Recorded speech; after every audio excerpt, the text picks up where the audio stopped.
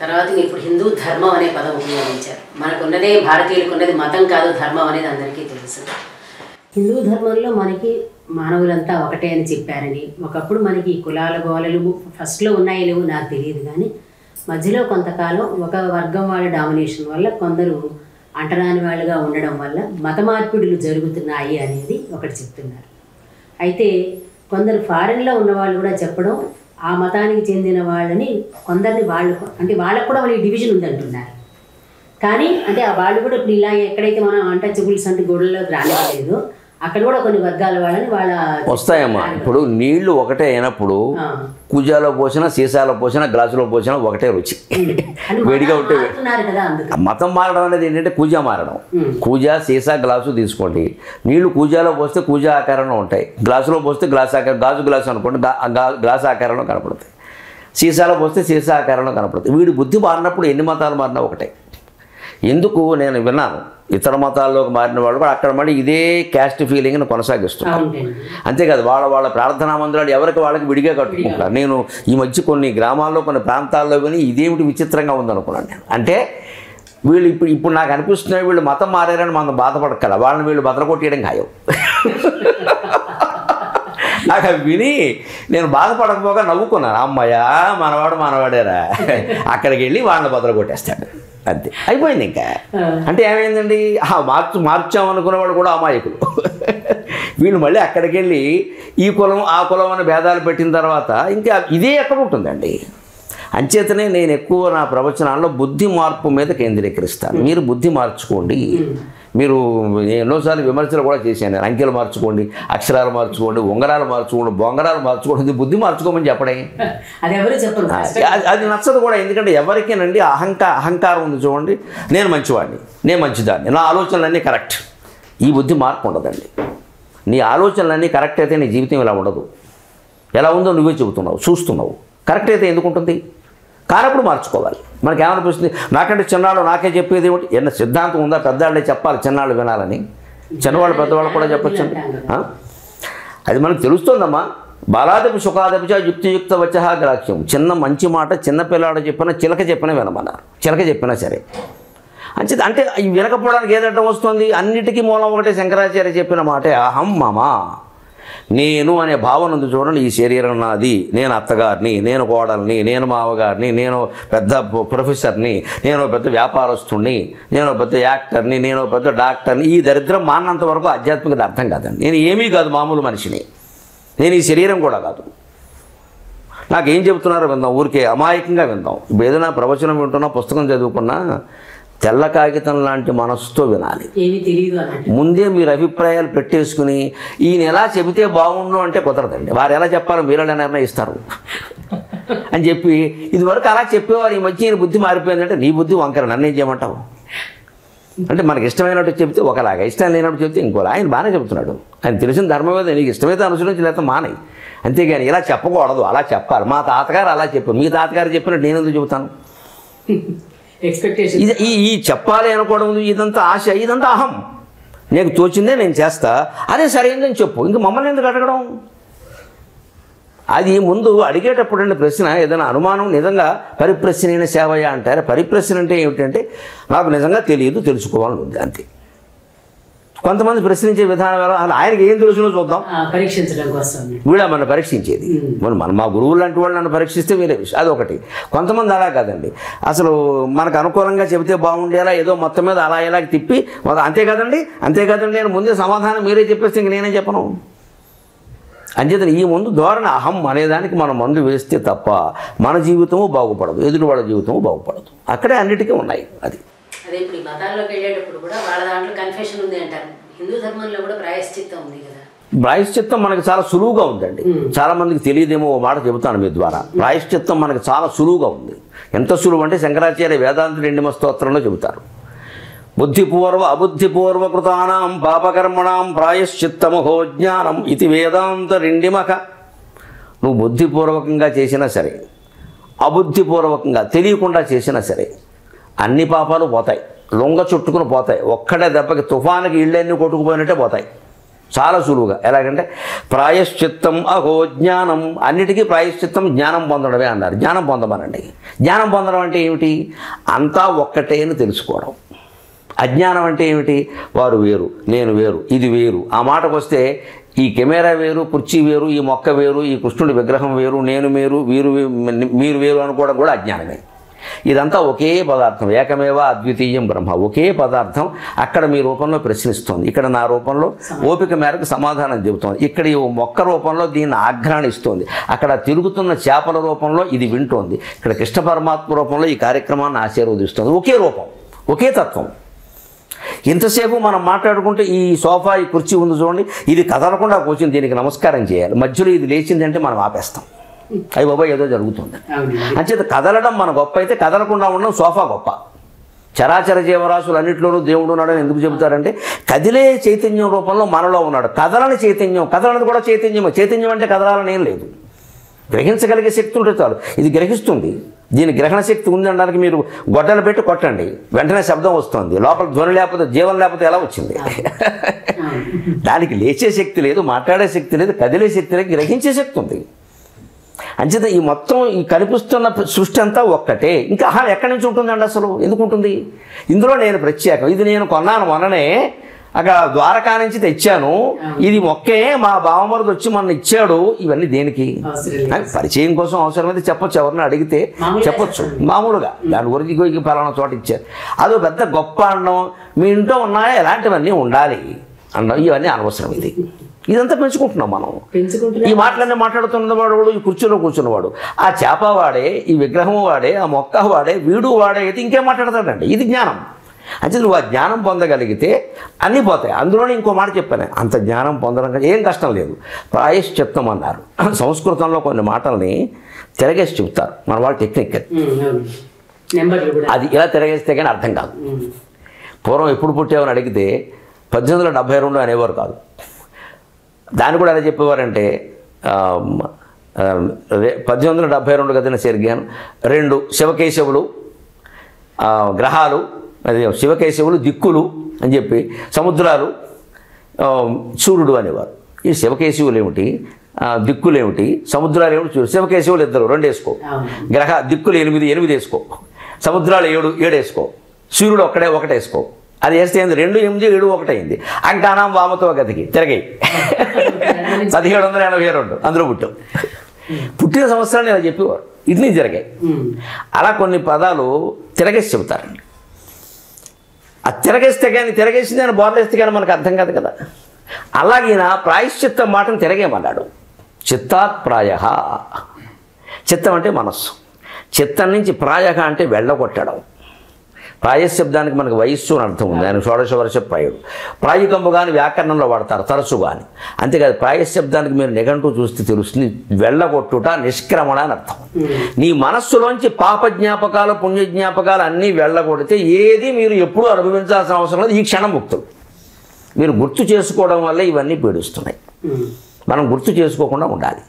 ఎవరైనా ఏమంటే ఎప్పుడో చేశారు, నాకు గుర్తు లేదండి, మీకు ఉందేమో, అంతే. నిజంగా లేకుండా చెప్పాలన్నమాట. అంటే గుర్తు లేకుండా ఉండాలంటే ఏం చేయాలి? దానికి ఉపాయం ఉంది. అది శంకరాచార్య చెప్పరగా నేను చూశాను. మరి అలా గుర్తు లేకుండా ఏం చేయాలి? గుర్తు మర్చిపోవడం ఎలాగా? ఒక పాత సీడీ మీద కొత్త పాట రికార్డు చేయగానే పాత పాట పోయిందా లేదా? మన మనస్సు అనేటువంటి దిక్కుమాలిన సీడీ మీద నమ శివాయ, నమో నారాయణాయ, శ్రీమాత్రే నమః ఇలా ఒక మంత్రాన్ని నిరంతరం దాన్ని ముద్రించామనుకున్నాము. ఈ దిక్కుమాలిన జ్ఞాపకాలన్నీ పోవండివి ఎందుకుంటాయండి? ఇంకా పాపం ఏమిటండి వాడికి? పుణ్యమే ఉండదు, పాపం ఎందుకు ఉంటుంది? పుణ్యానికి పాపానికి అతీతంగా మహాజ్ఞానాలే విరాజిల్లుతాడు. వాడికి ఎందుకుంటుంది? ఇది సులువైన మార్గమా కదా? మీ ఇంట్లో కూర్చొని మీరు చేసి జపం చేయడం మానేసి అక్కడెక్కడో మునిగితే పాపం పోతుంది, ఎక్కడెక్కడో మునిగితే పుణ్యం, ఎన్ని చోట్ల కడతావు, ఎన్ని చోట్ల మునుగుతావు? ఈ మునగడంలో మళ్ళీ ఓ ప్రక్రియలు, ఈ ఇలా మునిగితే రాదు, అలా మునిగితే వస్తే ముందు ముందు ముందు మునుగుతాడా? ఇవన్నీ ఆలోచిస్తూ కూర్చుంటాడా? ఓ 10 లక్షల మంది అక్కడ ఎదురు చూస్తూ ఉంటే. ఇప్పుడు మునిగే చోట మనం గొప్ప గొప్ప నదులు చెప్పించోట ఎక్కడ ఒకరిద్దరు ఉండరు కదండి, కొన్ని వేల మంది ఉంటారు. మన వెనకాల కొన్ని 100 మంది ఉన్నప్పుడు మనం ఇక్కడ శాస్త్రోక్తంగా ఏదో చేయాలంటే కుదరదండి. నీ ఇంట్లో కుదురుతుంది అలాగా? అలా కుదరదండి. ఈ నమ్మకాలు పెంచడం కూడా తప్పే. అన్నిటికంటే గొప్ప స్నానం భగవన్నామ స్నానం, భగవద్జ్ఞాన స్నానం. అది ఇంట్లో కూర్చుని చేయొచ్చు. ఇది మనకి నమ్మకం లేక చేసే పని చెప్తే ఇప్పుడు ఈ రకమైన ఏర్పాటు నీ మనస్సులోంచి జ్ఞాపకాలన్నీ విడిచిపెట్టగలిగితే సమస్త పాపాలు పోతాయన్నది ఏ మతంలో ఉందో చెప్పమనండి. ఒక్క హిందూ ధర్మం తప్ప, ఒక్క శంకరాచార్య చెప్పడం తప్ప. ఇంత సులువైన విధానం ఎక్కడ ఉంది? మీకు ఏమీ దానం ఇవ్వమని చెప్పట్లేదు. ఎవరి దగ్గర మీ పాపాలు క్షమాపణ పేరు మీద వాడికి చెప్పండి వీడికి చెప్పండి చెప్పడానికి కూడా సిగ్గుపడే పాపాలు ఉన్నాయమ్మా. ఎలా చెబుతామండి? అంటే ఏమిటి చెప్పమంటున్నా? వాడికి సరదాగా ఉన్నాయి ఈ స్టోరీలన్నీ. ఇటువంటి ప్రక్రియలు హిందూ ధర్మంలో ఉండవండి. అంతకు చెప్పుకోవాల్సి వచ్చిందమ్మా. మీ ఇంట్లో మీరు పూజా మందిరంలో అమ్మవారి విగ్రహం దగ్గర కూర్చొని చెప్పండి, మీరు ఒక్కరే హాయిగా చెబుతారు, ఇబ్బంది ఏం లేదు. హాయిగా చెబుతారు, స్వామి ఏదో తప్పు చేశాం, పొరపాటు, క్షమించు, తప్పు అయిపోయింది. అంటే మనస్సులోంచి జ్ఞాపకంగా మర్చిపోవాలి, జ్ఞాపకాలు వెళ్ళగొట్టుకోవాలంటే ఆ బాధ్యత వేరే వాళ్ళకి అప్పు. ఇప్పుడు ఉన్న ఆస్తిని ఏదో కొడుకు పేరు పెట్టేసామమ్మా, పెట్టి బాబు నువ్వు చూసుకోరా అబ్బాయి నా వల్ల కాదన్న, ఇక మనం వదిలేస్తున్నావా లేదా విషయం, ఏదైనా వదిలేయాలి అంతే. మళ్ళీ పెట్టుకుని ఒరే నువ్వు చూసుకోకపోతే కష్టమరా అని మాటికి అనద్దు. ఇంకా అదే పెద్ద నష్టం జరుగుతుందంటే వేరే విషయం. లేకపోతే చూసుకోమ్మా ఏదైనా ఉంటే నన్ను అడుగు, లేకపోతే చూసుకో, వదిలేయాలి ఆ విషయాన్ని. అలాగా పాపపుణ్యాలకు సంబంధించిన జ్ఞాపకాలు కనుక వదిలేయగలిగితే తక్షణమే పోతాయి, నువ్వు ఎక్కడ వెళ్ళక్కర్లేదు. పోగొట్టే విధానం కూడా నేను చెబుతున్నాను. ఈ మనస్సులో నిరంతరం స్మరణ చేస్తే క్రమంగా అదే ఉంటుందండి అలవాటు. ఏది మీరు ఆలోచిస్తే అదే మీ మనస్సులోకి వస్తుంది. ఏది మీరు ఎక్కువ మాట్లాడితే అదే మళ్ళీ వస్తుంది. ఏ పని మీరు ఎక్కువ చేస్తే అదే మీరు బాగా అలవాటు అయిపోతుంది. అందరికీ తెలుసున్న విషయాలు ఇవి. అంటే ఆ పని ఏదో దైవ సంబంధమైన పని చేద్దాం, ఆ మాట ఏదో దేవుడి గురించి మాట్లాడదాం, ఆ ఆలోచన ఏదో దేవుడి గురించి చేద్దాం, అయిపోయాయి. మొత్తం పాపాలు పోతాయి. ఇంతకంటే రూపాయి ఖర్చు పెట్టాల్సిన పని లేదు. ఉత్తమ జన్మ గురించిన చింత లేదు, హాయిగా వస్తుంది. అంత సులభమైన ఉపాయాలు ఉన్నాయండి. కానీ అయినా కూడా దానికి మొగ్గుతున్నారు బాగా. ఇప్పుడు అది మానవ మనస్తత్వంలో ఒక బలహీనత అండి. కర్మకాండ నచ్చినట్టుగా జ్ఞానకాండ నచ్చదు. దానికి మనస్సు అడ్డం, మనస్సులో ఉండే అహంకారం అడ్డం. నేను అనేది వదలకుండా ఉండాలంటే కర్మకాండ పట్టుకుంటాడు.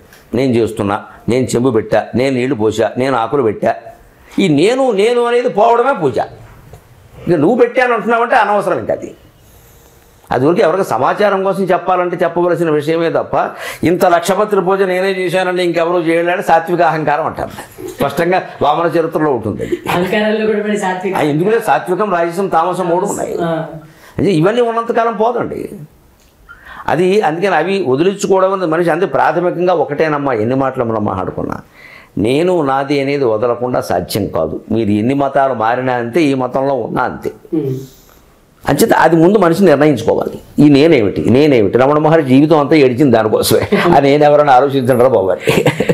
వర్ణన చేయవచ్చునొక వైష్ణవ లోకము బ్రహ్మలోకమును స్వర్ణ గిరీంద్ర శేఖరము సారస గర్భుని సృష్టి చిత్రములు అర్ణవ సప్తకంబులను ఆ హిమవంతుని శ్వేత దీప్తులను వర్ణన చేయలేనిది అనివార్యమొకండు అది తల్లి ప్రేమయ్య. చాలా పద్యాలు ఉన్నాయి, దేనికదే గొప్ప. కానీ ఒక పద్యం మామూలుగా తీస్తే అది మనసుని హత్తుకుంది. నిజంగా తల్లి గురించి మనం వర్ణించలేము, ఏమీ చెప్పలేము. తల్లిని ఎలా చూడాలో మీరు పుస్తకం రాస్తే మీరు అర్థమైంది కాబట్టి మీ నోటి ద్వారా తల్లిని ఎలా చూడాలో చెప్పండి అందరికీ. తల్లిని ఎలా చూడాలి అంటే ఒక్క మాట సూటిగా చెప్పాలంటే తల్లి మనల్ని ఎలా చూసిందో అలా చూస్తే చాలు. శంకరాచార్య చెప్పినట్టుగా కుపుత్రో జాయేత క్వచిదపి కుమాతాన భవతి అంటే ఆ మాట ఇప్పుడు అంత ధైర్యంగా అనలేము. నిజమే, సమాజంలో పరిస్థితులు అలాగే ఉన్నాయి. ఇప్పుడు పిల్లలకి ద్రోహం చేసేటువంటి తల్లులు కూడా తయారైపోయారు. అది ఆ మాట అంత పూర్తిగా 100కి 100 రూపాయలు నిజమని మనం అనలేము. కానీ ఇప్పటికీ కాదు, సృష్టి ఉన్నంత వరకు ఎప్పటికీ మంచి చెడ్డతో సంబంధం లేకుండా మనల్ని ప్రేమించేది భగవంతుడిలాగా తల్లి కూడా ఒకటి. భగవంతుడికి భక్తితో మనం హృదయాన్ని సమర్పిస్తే పాపపుణ్యాలు కూడా ఆయన చూడడు అంటారు. అంటే అమాయకత్వం వల్లే జరుగుతున్నాయి కదా, వీడు ఎప్పటికైనా మారతాడు అని ఒక ఉద్దేశం. అంచేత ఒక మాటలో చెప్పాలి అంటే ఇప్పుడు యువతరానికి అర్థమయ్యేలాగా తల్లి మిమ్మల్ని ఎలా చూసిందో అలా చూడండి, సరిపోతుంది. అప్పుడు ఈ రెండోది కూడా వర్తిస్తుంది. ఒకవేళ ఆవిడ ద్రోహం చేసింది, వదిలేయండి, మీరు ద్రోహమే చేయండి, ఏం పర్వాలేదు. ద్రోహం చేసినా మేలు చేయమని చెప్పకూడదు అసలు. ఇది కలియుగం ఎలాంటిదంటే ఉపకారికి ఉపకారం, అపకారికి ఉపకారం అక్కర్లేదమ్మా, చాలా పొరపాటు. అది కుదరదు. అది అసలు ఈ రోజుల ప్రకారం అలా ఉంటే మొత్తం నాశనం అయిపోతాం. మొత్తం నెత్తిమి కూర్చుంటారు వచ్చి ఇక్కడ. ఉపకారికి ఉపకారం చేద్దాం, అపకారికి రెట్టింపు అపకారం చేస్తామనే భయం కలిగించాలి ముందు. అసలు నా జోలికి వస్తే ఊరుకోవాలి. ఈ తెలివితేటలు ఉంటే తప్ప కలియుగంలో బతకలేము. అంచేతను ఎప్పుడో కృతయుగంలో చెప్పేటువంటి నీతులు ఇప్పుడు పనికిరావు. తల్లి విషయంలోనైనా ఇప్పుడు ఏమిటంటే వాళ్ళు ఎలా చూశారో మీరు అలా చూడండి సరిపోతుంది. ఇప్పటికీ 90% తల్లులు పిల్లల్ని తేడాగా చూడరు. ఇంకా తండ్రుల్లోనే కొంచెం ఏదో కోపాలు తాపాలు ఉంటాయేమో, నా పరువు పాడు చేసాడు ఏదో ఉంటుందేమో, తల్లి ఏదో వాడికి ఏం తెలుసు పరువు అంటే ఎందుకు చేసేటట్టు. ఆ క్షమాగుణం ఎక్కువ కదా. అదే క్షమాగుణాన్ని మనం తల్లి పట్ల చూపిస్తే చాలు. ఎలాగంటే మన శాస్త్రం ప్రకారం వాస్తవం కూడా 8 ఏళ్ల లోపు పిల్లలు 80 ఏళ్ళు దాటిన వాళ్ళు ఇద్దరు ఒకటే, పసిపిల్లలే. వీళ్ళు అన్నీ ఎలాగైతే నేర్చుకుంటూ ఏమీ చేత కాకుండా నేర్చుకుంటూ ఉన్నారు, వాళ్ళు ఇంకా అన్నీ వదిలేస్తూ చేత కాకుండా ఉన్నారు. వీళ్ళు నేర్చుకుంటూ చేత కాకుండా ఉన్నారు, వాళ్ళు వదిలేస్తూ చేత కాకుండా ఉన్నారు. ఇప్పుడు వచ్చినవన్నీ 8 ఏళ్ళ లోపే మనకి నడక మాట చదువు కూడా అన్నీ వచ్చేస్తాయి. 80 ఏళ్ళు దాటాక నడక పోతుంది, మాట పోతుంది, చూపు తగ్గిపోతుంది, వచ్చిన చదువు కూడా పోతుంది, అన్నీ పోతాయి. అంచేతను ఈ 8 ఏళ్ళ లోపు పిల్లగాడుగా లేదా పిల్లగా మనం ఉన్నప్పుడు తల్లి ఎలా చూసిందో అలాగే మనం 80 ఏళ్ళ తర్వాత చూస్తే సరిపోతుంది. అది ఒక మాట. ముఖ్యంగా ఈ పద్యాలు సాధించిన ఒక విజయం ఏమిటంటే చాలామందిలో ఒక మార్పు తీసుకొచ్చింది. కవిత్వం మారుస్తుందా మార్చదా ఊరికే నా కర్తవ్యమేనా అనే నమ్మకం కాదు, నాకు మార్పు తీసుకొస్తుందనే నమ్మకం కలిగించింది. అంతకుముందు ఆ నమ్మకం ఉండేది కాదు. చాలామంది కలిసిన వాళ్ళు నన్ను మేము ఎక్కడో అట్టుపెట్టిన మా అమ్మగారిని తిరిగి తెచ్చుకున్నామండి అని కోడళ్ళు చెప్పారు, కొడుకులు కాదు. అంతకుమించి నాకేం కావాలి. కాకినాడలో ఒక పెద్ద మనిషి అయితే నా భార్య ఇలాగా మీ అమ్మగారిని తీసుకురావాల్సిందే మనం తప్పు చేస్తున్నాం అని ఇంట్లోంచి పంపేసిన నా భార్య మళ్ళీ మా అమ్మని తీసుకొచ్చి వరకు ఊరుకోలేదు సార్, మీ పద్యాల ప్రభావం అటువంటిది. నాకు ఉంగరం పెట్టాడు వెంకటేశ్వర ఉంగరం. ఆ గౌరవం నేను ఎందుకై పెడుతున్నాం అంటే ఇందుకోసమని పెడుతున్నానంటే నేను ఆనందంగా ధరించాను. అంతకంటే ఏమిటి.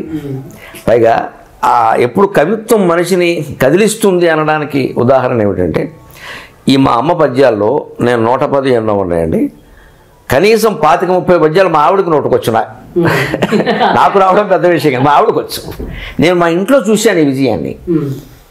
ఆవిడ ఉన్నప్పుడు ఆవిడ లేనప్పుడు కూడా ఎప్పుడు మా అమ్మగారి గురించి ఒక పొరపాటు మాట నా భార్య నోట నేను వెళ్ళలేదు. దానికి నేను బాగా చూడడం కారణం కావచ్చు, కానీ ఎంతైనానండి మనిషి అన్నాక మనవాళ్ళు పరాయి వాళ్ళు అనే భేదం ఉంటుంది. పరాయి వాళ్ళ దగ్గరైనా అత్తగారి గురించి ఒక మాట అంటారు, కానీ ఆ జిల్లాలో ఎప్పుడూ ఆ మాట అనలేదు.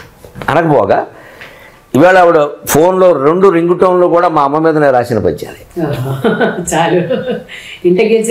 పైగా ఆవిడకి నోటుకొచ్చిన పద్యాలు ఎక్కువ ఏమంటే మీ ఆయన రాసిన పద్యాల్లో మీకు ఏమి మంచి అడిగారు. నేను 11,173 పద్యాలు రాశాను. ఈ క్షణం మీతో మాట్లాడాను. 11,173 లెక్క ఉంది నా దగ్గర. ప్రతిదీ డేట్ వేసి సందర్భం రాసి ఉంది డైరీలో. 20 డైరీల్లో ఉన్నాయి. అందులో 6,000 పైగా వచ్చాయి, ఇంకా కొన్ని అవుతాయి. ఇన్నింటిలో మీకు నచ్చినవి ఏవి అంటే ఈ పద్యాలు చెబుతున్నాడు. నేను అప్పుడు అనుకున్నాను, ఇంటా గెలిచాను రచ్చ గెలిచాను అమ్మదయ్య వల్ల. ఆ పద్యాలు వచ్చింది. అప్పుడు నేను కూడా సరదాగా అడిగాను, అత్తగారి మీద పద్యాలు నీకు ఎలా నచ్చుతున్నాయి మామూలు? అత్తగారును అమ్మగారు కాదండి, అవి వింటున్నప్పుడు నాకు తల్లి ప్రేమ అనేది గుర్తొస్తుంది తప్పితే అత్తగారును ఇంకొకరు అనేది ఉండదు. మా అమ్మ మీదైనా మీరు అయితే నేను వాళ్ళ అమ్మగారి మీద కూడా పద్యాలు చెప్పాను. ఒకటే కదా తల్లి ప్రేమ. అది ఎప్పుడు కవులు గుర్తుపెట్టుకోవాల్సింది ఏంటంటే పూర్వం నుంచి వస్తున్నది. అది జనరలైజ్ చేయడం అంటారు దాన్ని. అలా వర్ణన చేయవచ్చు అంటే తల్లి ప్రేమ అన్నాను కానీ మా అమ్మ ప్రేమ అనలేదు. అని దాన్ని అది ఆ ప్రయోజనం అది సాధించింది. ఆ రకంగా జనంలోకి వెళ్ళే అనడానికి ఉదాహరణ ఏమిటి, ఇప్పుడు ఈ పుస్తకాలు